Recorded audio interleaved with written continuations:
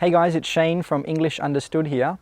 A lot of the time I hear my students say, I eat already. I eat already. And I understand why, because in many languages, if you say, I eat already, it's correct grammar. But when you translate that from your language into English, it's not correct grammar. So let's start off with the question. What's the question for this answer?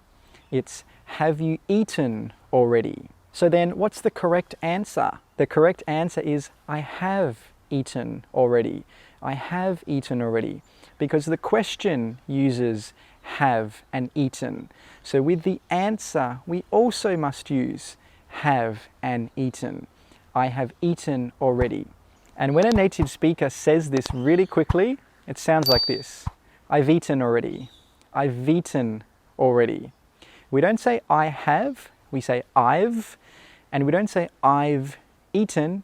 The I've and the eaten come together. I've eaten already. I've eaten already. Now you try. I've eaten already. So the next time you want to say you have eaten already, you can say I've eaten already. I've eaten already.